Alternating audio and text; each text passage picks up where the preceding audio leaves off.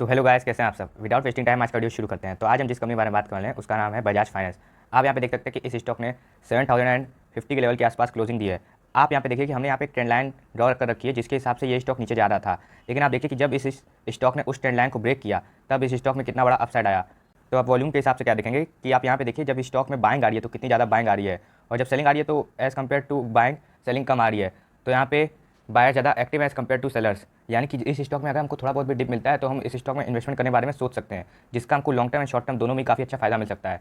तो अगर हम इनके RSI इंडिकेटर देखें तो RSI के हिसाब से हमें क्या पता चलता है कि इस स्टॉक का RSI इस समय न्यूट्रल जोन पे है।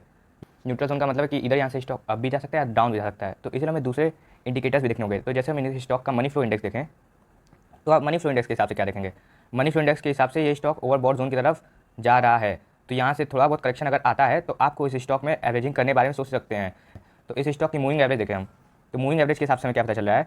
करंटली एट द प्रेजेंट आप क्या देखेंगे कि ये स्टॉक अपने 20 डे मूविंग एवरेज के आसपास सपोर्ट ले रहा है, एंड बाकी 50 day, 100 and 200 day moving average काफ़ी नीचे हैं। तो आपको कुछ ट्रेडिंग सेक्शंस यहाँ पे देखना है कि क्या ये स्टॉक 20 डे मूविंग एवरेज को रिस्पेक्ट कर रहा है। अगर ये स्टॉक इस लेवल को रिस्पेक्ट नहीं करता है तो ये नीचे आ सकता है। फिर आपको यहाँ पे कहीं इन्वेस्ट करने के बारे में मौका देखना चाहिए, जो कि है 6663 का लेवल, एंड उसके बाद 6530 लेवल्स। ये कुछ लेवल हैं जो आप दिमाग में रख सकते हैं अगर आप इस स्टॉक में लॉन्ग टर्म के लिए इन्वेस्ट करना चाहते हैं। तो जैसे हम इनके मैकडी इंडिकेटर देखें तो मैकडी लाइन से हमें क्या पता चलता है कि मैकडी लाइन ने सिग्नल लाइन को नीचे की तरफ काटा था, जो एक बियरिश सिग्नल है, लेकिन आप यहाँ पे क्या देखेंगे कि यहाँ पे हॉलोग्राम्स, जी हाँ, यहाँ पे हॉलोग्राम्स छोटे बन रहे हैं एज़ कम्पेयर टू दीज हॉलोग्राम्स। यानी कि एक वीक बियरिश सिग्नल है, तो यहाँ से स्टॉक रिवर्ट कर सकता है। यह हमें मैकडी लाइन से या मैकडी इंडिकेटर से पता चलता है। अब जैसे हम इनके और इंडिकेटर देखें तो बोलिंजर बैंड के हिसाब से हमें क्या पता चल रहा है।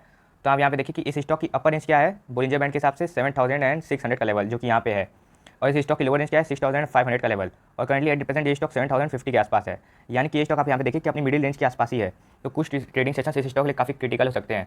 आपको यहाँ पे देखना है कि ये स्टॉक क्या कर रहा है। यहाँ पे कंसोलिडेट करने की कोशिश कर रहा है तो यहाँ से ये स्टॉक ऊपर जा सकता है। अगर इस स्टॉक में यहाँ से थोड़ा गिरावट आ जाती है तो यहाँ से स्टॉक काफ़ी नीचे आ सकता है। फिर 6600 के लेवल्स पे हम इन्वेस्टमेंट करने के बारे में सोच सकते हैं। तो इसीलिए एट दी प्रेजेंट इस स्टॉक में आपको इन्वेस्टमेंट नहीं करनी है, बस वॉच लिस्ट में लगा के रखना है और ये देखना है कि यहाँ पे क्या हो रहा है। अब जैसे हम इस स्टॉक के हेगन ऐसी कैंडलस्टिक देखें तो हेगन ऐसी कैंडलस्टिक हमें क्या बताती है। आप यहाँ पे देखिए, हम इसको छोटा कर दें तो जब भी यहाँ पे रेड जोन बने तब आपको स्टॉक में इन्वेस्टमेंट करनी है। आप यहाँ पे देखिए उसका ये ग्रीन जोन कितना बड़ा फायदा देता है। अब जब भी यहाँ पे रेड जोन बने तो आपको इन्वेस्टमेंट करनी है। अब देखिए यहाँ पे भी रेड जोन बना था, फिर स्टॉक ने कितना बड़ा अपसाइड दे दिया। अब फिर यहाँ पे देखिए आप यहाँ पे रेड जोन कितना बड़ा बना था, फिर उसके बाद आप ये देखिए कितना बड़ा अपसाइड हुआ। करंटली एट दी प्रेजेंट आप देखेंगे क्या कि यहाँ पे रेड जोन बनना शुरू हो रहा है। तो एट दी प्रेजेंट आप स्टॉक में इन्वेस्टमेंट करने के बारे में सोच सकते हैं अगर थोड़ी और गिरावट मिले तो। अगर हम टेक्निकल के हिसाब से देखें तो 6500 का काफ़ी अच्छा लेवल मिलता है, या उसके ऊपर देखें तो 6600 का लेवल काफ़ी अच्छा है। तो अगर आप लॉन्ग टर्म के लिए इस स्टॉक में इन्वेस्टमेंट करने के बारे में सोच रहे हैं तो इन दोनों लेवल्स पे इन्वेस्टमेंट करने के बारे में आप देख सकते हैं। तो ये था इस स्टॉक का टेक्निकल एनालिसिस।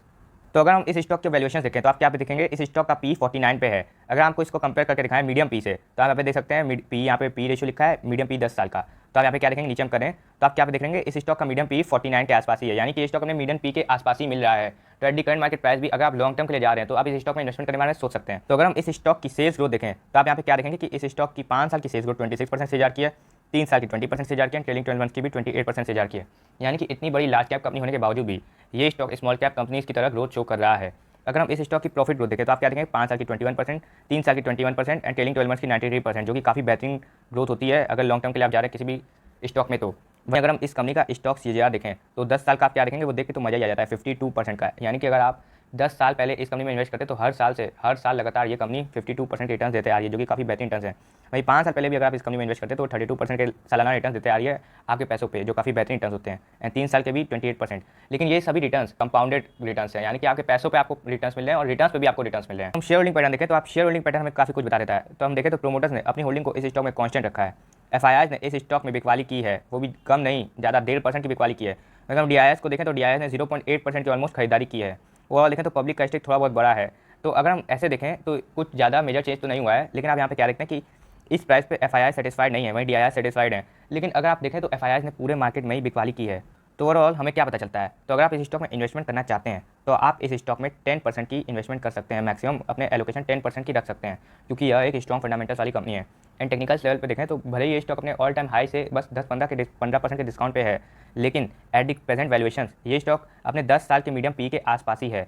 तो आप चाहें तो करंट मार्केट प्राइस पे भी इस स्टॉक में इन्वेस्टमेंट करने के बारे में सोच सकते हैं। ये ऐसी कंपनी है जिसमें आप अपना पैसा लगा के भूल भी जाएं तो यह कंपनी आपको काफ़ी बेहतरीन रिटर्न्स प्रोवाइड कर सकती है। तो उम्मीद है आपको वीडियो अच्छा लगा होगा, एंड ऐसी ऑन इन्फॉर्मेटिव वीडियोज़ के लिए हमारे चैनल को सब्सक्राइब करना ना भूलें। तब तक ले, दिस इज दान साइनिंग ऑफ।